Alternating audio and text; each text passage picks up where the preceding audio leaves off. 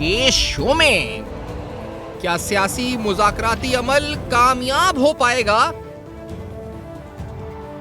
क्या मुल्क भर में इंतखाबात एक वक्त पर हो पाएंगे?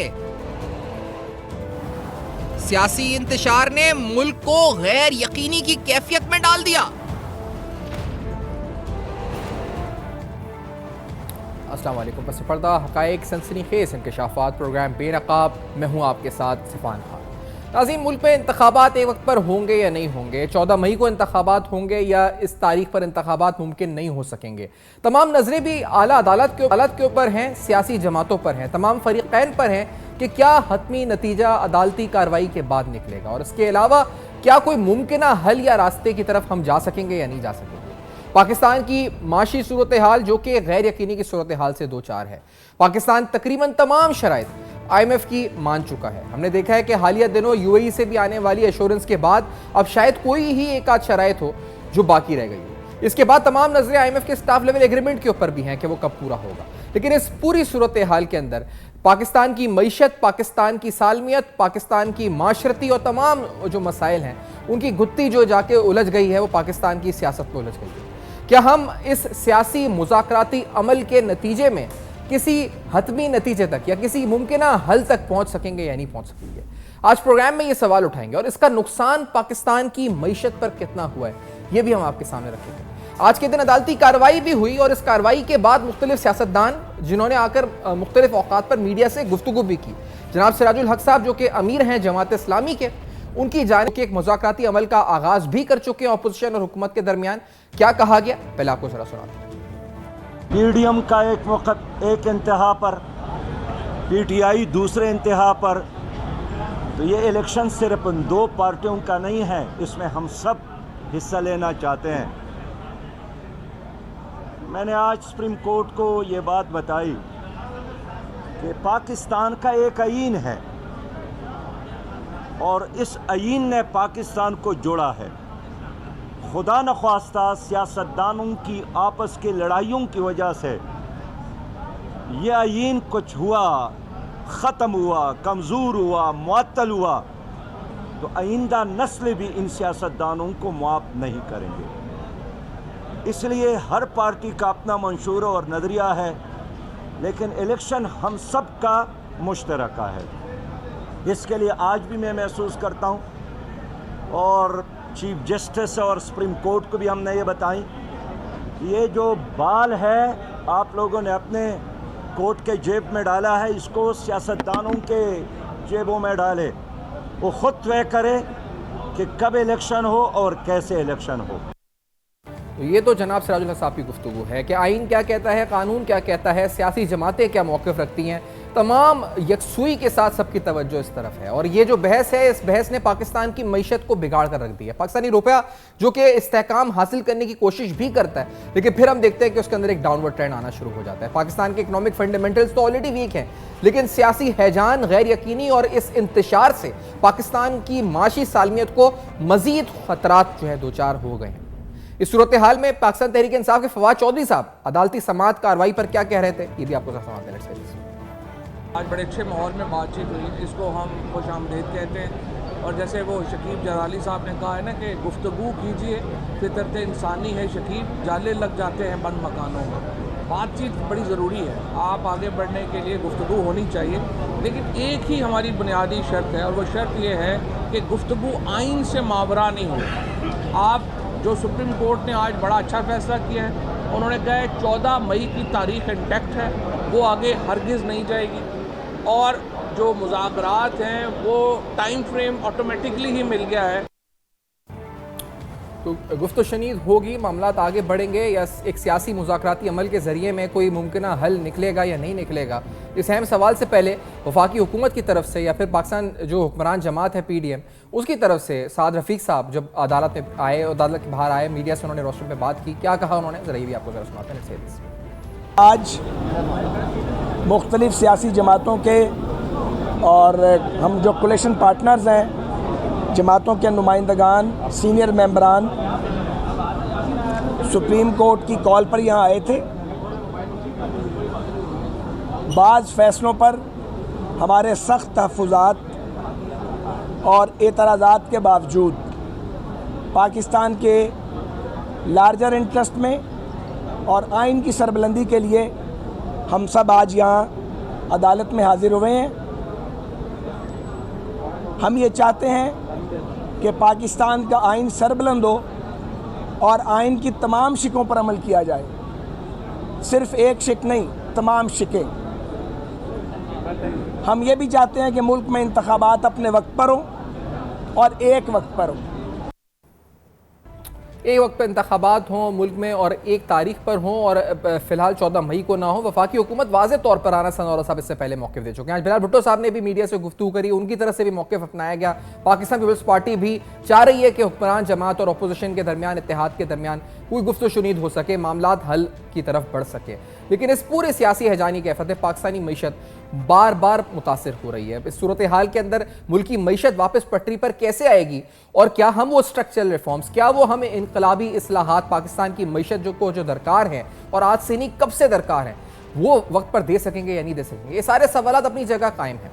बेनकाब में आज के प्रोग्राम में पाकिस्तान की इस मौजूदा सियासी कैफियत के मीशत पर असरात और इस सियासी कैफियत और सियासी जो मुमकिनात हैं इसमें हल क्या हो सकता है, ये सब सवाल उठाएंगे, जवाब ढूंढेंगे इस ब्रेक के बाद। बेनकाब में हमारे साथ रहिए।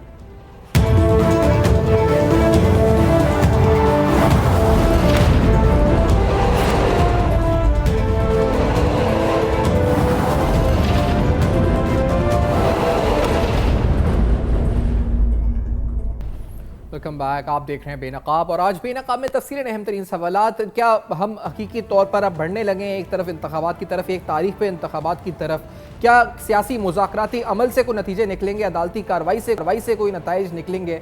मुमकिन एक तारीख सियासी जमातें मान सकेंगी, इस पर नहीं मान सकेंगी, और इसका मईशत पे क्या असरात पड़ रहे हैं? ये सारे अहम सवालात। खुर्रम हमीद रोकड़ी साहब प्रोग्राम में साथ मौजूद हैं, सीनियर तर्ज़-ए-निगाह। शाह बुस्तो साहब माहिर आइन और कानून भी प्रोग्राम में साथ मौजूद हैं।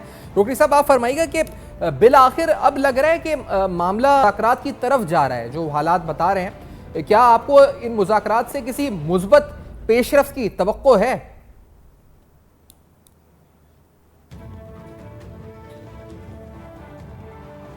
सूरत हाल तमाम पिछली को देख के नजर आता है वो मौलाना फजल रहमान का है जी। यानी आप देखें कि हो क्या चुका है पूरा मुल्क के साथ।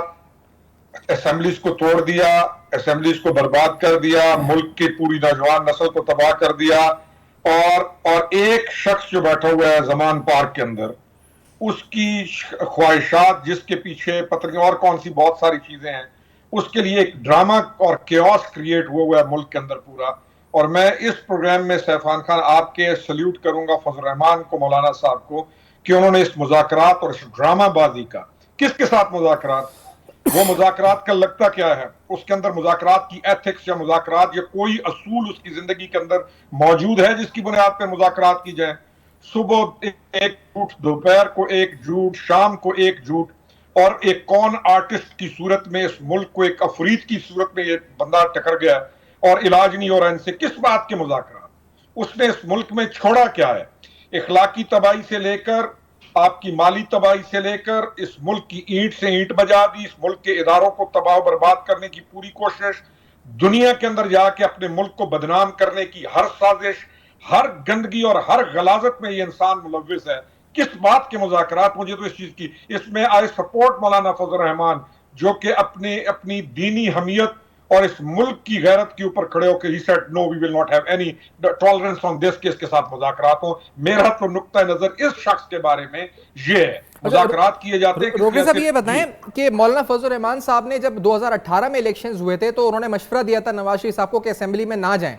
इसी तरह उन्होंने 2013 में भी एक मशवरा दिया था नवाज शरीफ साहब को, जब खैबर पख्तूनख्वा में हुकूमत बनानी थी या नहीं बनानी थी, ये फैसला करना था, और नवाज शरीफ साहब बना सकते थे लेकिन उन्होंने नहीं बननी। उन्होंने कहा जी सियासी तौर पर, जो इखलाकी तौर पर तहरीक इंसाफ को वक्त दिया कि वो अपनी हुकूमत बनाए वहाँ पर। तो बाद में अब नून लीग पछताई रही है, हमने देखा है। क्या ये इस फैसले के बाद भी अगर ये मुज़ाकरात होते हैं, क्या हम देखेंगे कि पीडीएम की दीगर जमातें या इत्तेहादी जमातें पछताएंगी बाद में? कौन नहीं पछता रहा? आप पछताने पे जब आएंगे तो सहवान कौन नहीं पछता रहा? हमारे जैसे जिन्होंने सपोर्ट की, कौन नहीं पछता रहा? जो लाने वाले थे पछताने।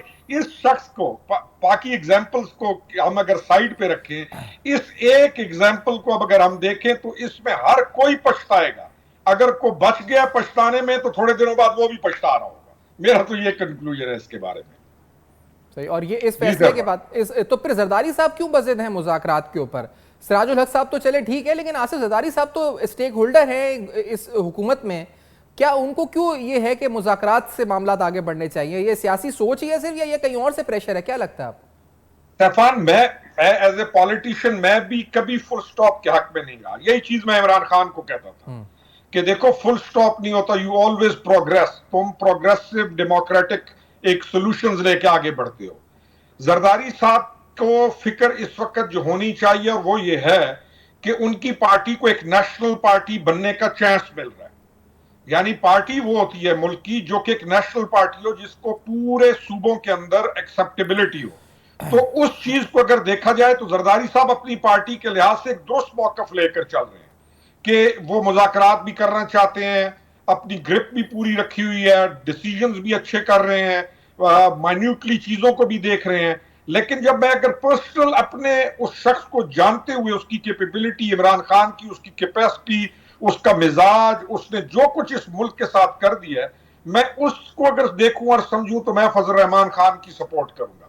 लेकिन जरदारी साहब को अपनी पार्टी को नेशनल पार्टी बनाने के लिए ये काम करें तो उनको ये सूट करते हैं, करने चाहिए उनको। जी सफा। सही। ओसो साहब, आपकी तरफ आना चाहूंगा। अदालती मामलात के अंदर ये बहस के 2-3 4-3 से आगे बढ़ चुकी है।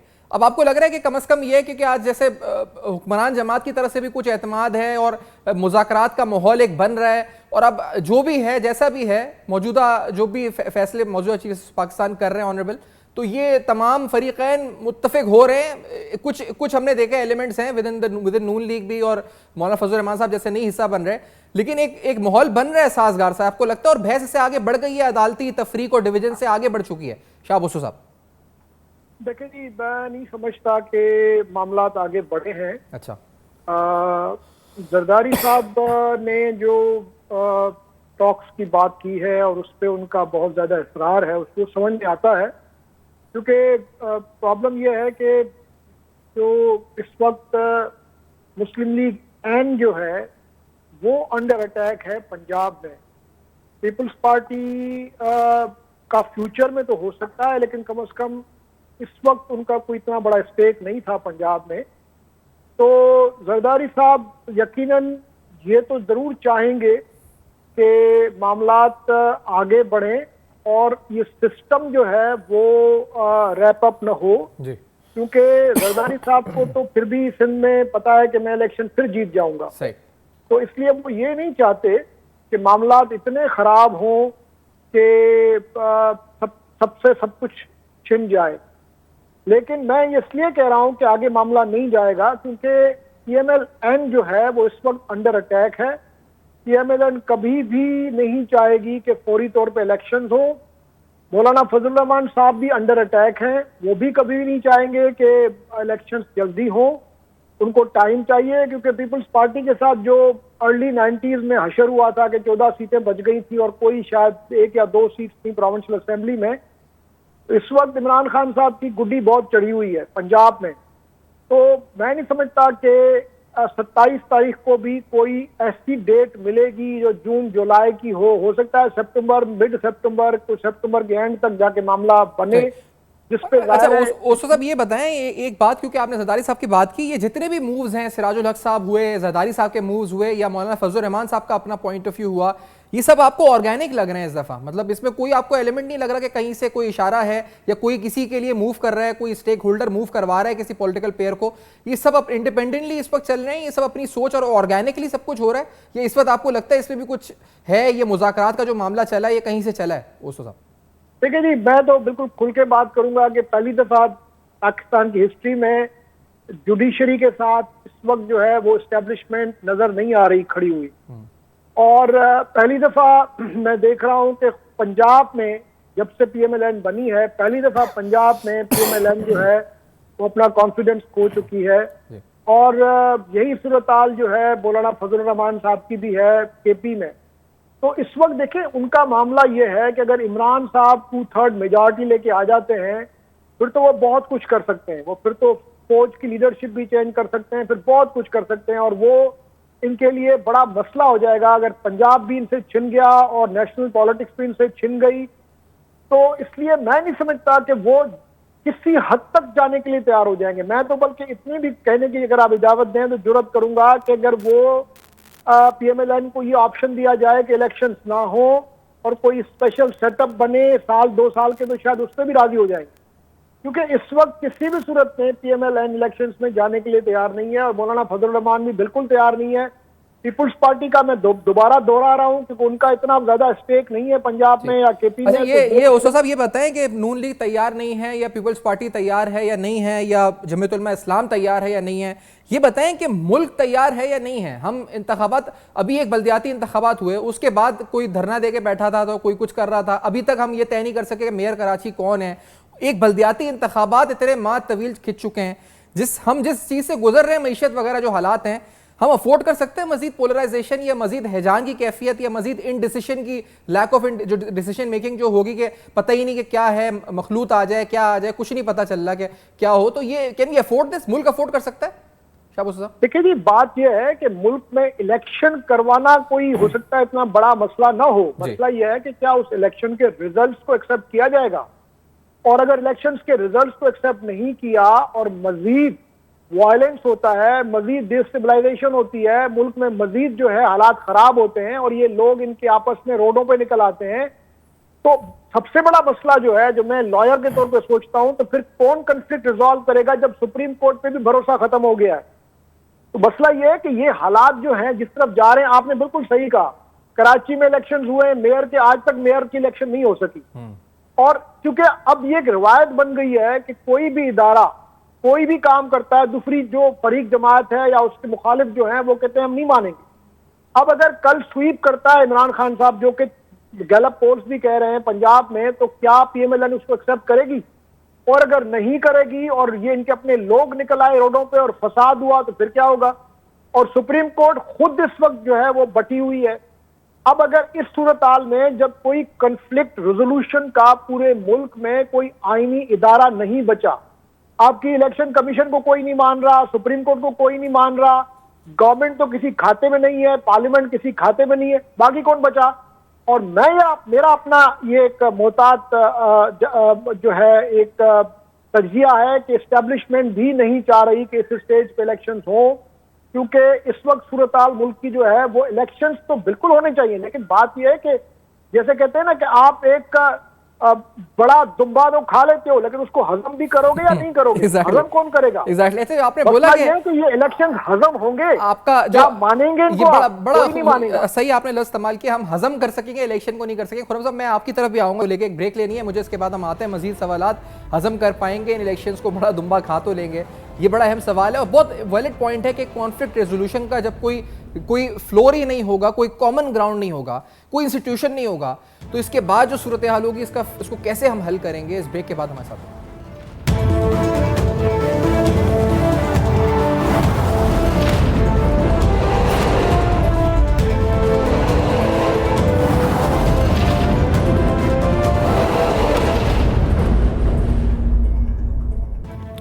बैक। आप देख रहे हैं बेनकाब, और आज बेनकाब में तफसीलन अहम तरीन सवालात। क्या मुल्क में सियासी मुज़ाकराती अमल से कोई हतमी नतीजा या मुमकिन हल पाकिस्तान के मसाइल का निकल सकेगा, नहीं निकलेगा?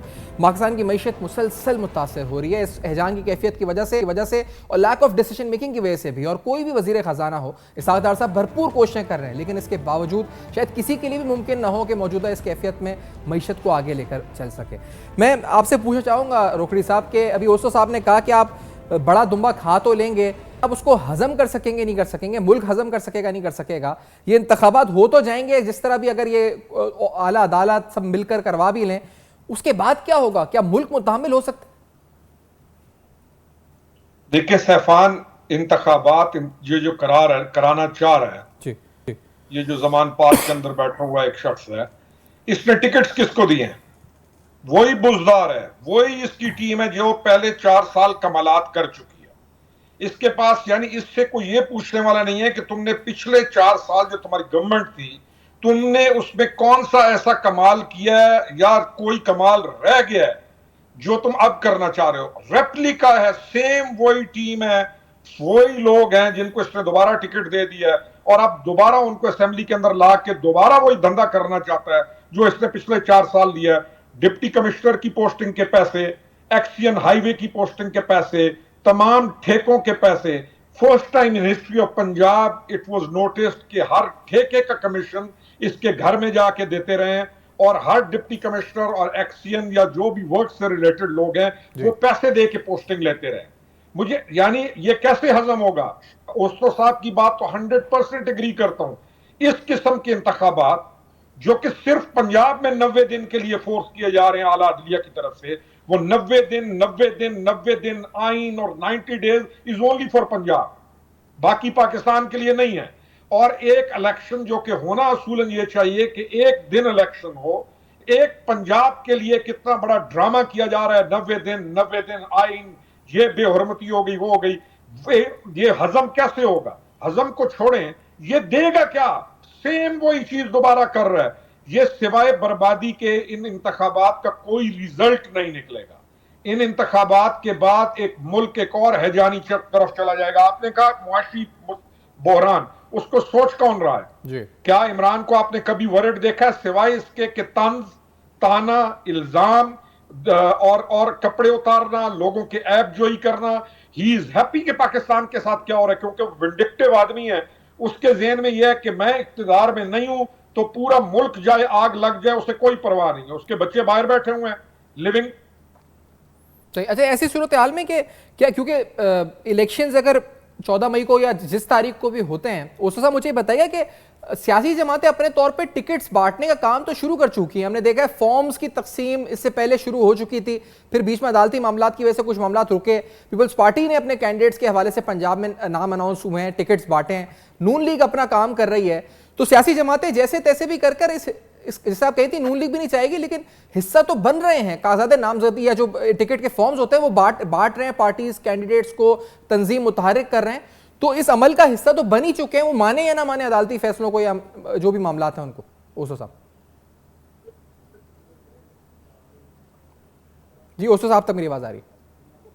जी, आप मुझसे पूछ जी जी जी ओसो साहब। देखें, बात यह है कि एक प्रोसेस जो इस वक्त के सुप्रीम कोर्ट का ऑर्डर है जी, वो प्रोसेस तो ज़ाहिर है, मेरा ख्याल है पीपल्स पार्टी ने शुरू किया है, PMLN का मुझको नहीं पता। लेकिन मैं फिर गुजारिश करूंगा कि देखें, इमरान खान साहब ही इस मसले का हल है।